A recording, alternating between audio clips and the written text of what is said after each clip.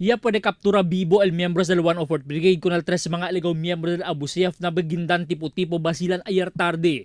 Es el cosa ya habla el portavoz del West Mincom, Major Filemon Tan-Iho, na temprano press conference en antes aga na mismo campo del West Mincom. Ya tiene asigun cambio de tiro el militar entre el grupo de Isnilon Apilon na lugar, pero enseguida se escapa el mga bandido.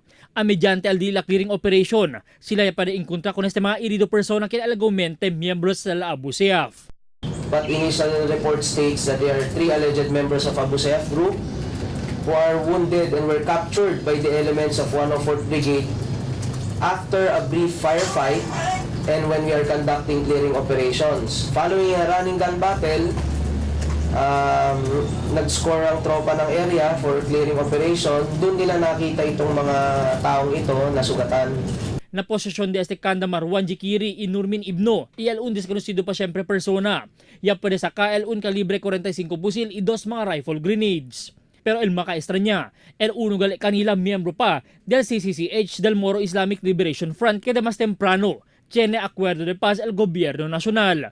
Y por causa asigun con el mecanismo que tiene na acuerdo, debe asigun sila man surrender con esta persona que encontra irido na lugar para na kustodiya del MILF otra vez. El hindi klaro na militar si porque este miembro del MILF talya na lugar del encuentro ayer tarde. So total captured 3. Yung isa namatay. Yung isa nasa Basilan Hospital. Yung isa is part of the monitoring team ng cessation of hostilities.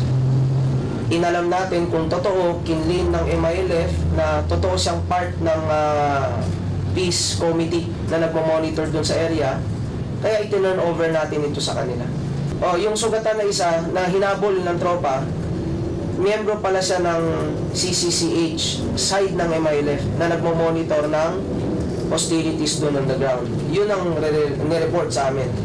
So, itinurn over natin sa kanila because the peace process has its mechanisms. Pag kinlin nila na yun ay tao nila, nire-respeto natin yon. But that is a different group. Yung CCCH caters to that. Meron tropang MILF, may tropang gobyerno, silang mag-usap with regards to that.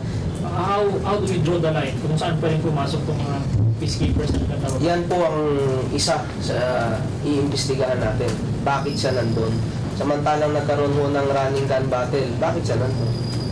Pero since we respect the CCCH and they claim that it is their one of them, then we turned over the person sa CCCH government. Tiene ahora ta aparece alegasyon que el 2 mga arestado Abu Sayyaf yaman torture el miembros del militar que en aquel tiempo talya el presencia del 2 mga ground commanders y ahora el West Mincom tamandaya investiga con este na 1st Infantry Division. Uno del mga arestado persona que sospechado Abu Sayyaf ya muri asigun durante el kurada medical amo si Marwan Jikiri. After investigation, then we can probably answer your queries. But nevertheless, alam po natin na ipinagbabawal yan. Hindi po natin inaalaw yan. If emotions went high, then that happens also in the battle area. ¿Cuántos miembros ahora del 44th Infantry Battalion el llaman pull out el AFP na basilan por causa con este asunto? Yaman record también el militar con el 31 Abu Sayyaf muerto na operasyon, donde critical pa siempre el dila líder si Furuji Indama. Takre también el militar, que tali pa siyempre si Isnilon Hapilon na tipo-tipo, donde tiene encuentro este mga tiempo.